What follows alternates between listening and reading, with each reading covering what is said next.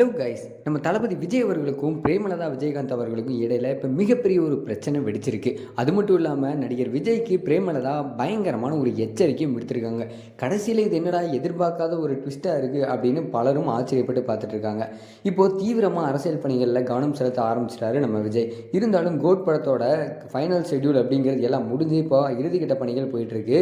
இவரோட அடுத்த 69வது படத்தை எப்படியாவது வெற்றிகரமாக ரிலீஸ் பண்ணிடணும் அப்படிங்கிற வேலையிலையும் இறங்கியிருக்காரு விஜய் அவர்கள்.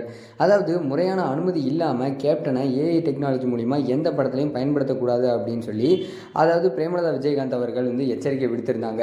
இது கோட் படத்துக்கு விடுக்கப்பட்ட மறைமுகமான எச்சரிக்கை அப்படிங்கிறது எல்லாருக்குமே புரிஞ்சிருச்சு. ஏன்னா அந்த படத்தோட கிளைமேக்ஸ் காட்சியில் விஜயகாந்த் ஏஐ டெக்னாலஜி மூலிமா வர இருக்கிறதா சில மாதங்களுக்கு முன்னாடியே தகவல்கள்லாம் வெளியே இருந்துச்சு.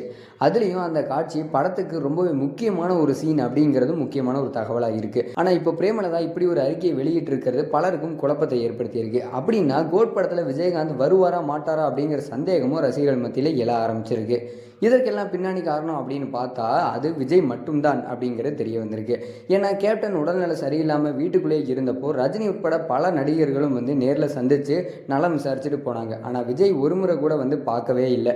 இதை கேப்டனோட மூத்த மகன் விஜய் பிரபாகர்னு ஒரு பேட்டியில் கூட தெரிவிச்சிருந்தாரு. நான் விஜயை அப்பா இறந்தப்போ தான் நேரில் பார்த்தேன் அப்படின்னு யதார்த்தமாக சொல்லியிருப்பார். ஆனால் இதன் மூலிமா விஜய் கேப்டனை பார்க்கவே இல்லை அப்படிங்கிறது தெளிவாக தெரிஞ்சிருச்சு.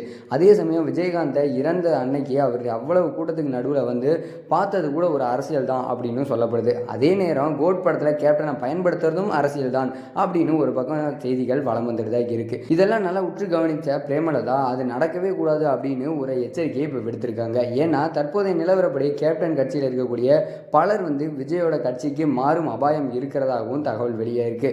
அதை தடுக்கிறதுக்காக தான் உயிரோட இருக்கும்போது கேப்டனை விஜய் பார்க்கவே இல்லை அப்படிங்கிறத அந்த கோபத்தை இப்போ பிரேமலதா தன்னோட விஷயத்து மூலிமா வெளிப்படுத்தியிருக்காங்க.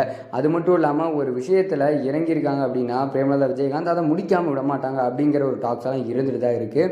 அந்த வகையில் விஜய் அவர்களுக்கு எதிராக இப்போ பேசியிருக்க விஷயம் பார்த்தீங்க அப்படின்னா சோஷியல் மீடியாவில் மிகப்பெரிய ஒரு பகீரை கிளப்பி இருக்குது அப்படின்னே சொல்லலாம். அது மட்டும் இல்லாமல் விஜய் அவர்கள் இந்த பிரச்சனையை எப்படி சமாளித்து கோட் படத்துக்கு விஜயகாந்த் அவர்கள் இருப்பாரா இல்லையா அப்படிங்கிறதோட கேள்விக்குறியாக இருக்கக்கூடிய நிலையில் இது எந்த அளவுக்கு சாத்தியமாக போது, படம் எந்த அளவுக்கு நல்ல சுவாரஸ்யமாக அமைய போகுது அப்படிங்கிறது எல்லாத்தையுமே நம்ம பொறுத்திருந்து பார்க்கலாம்.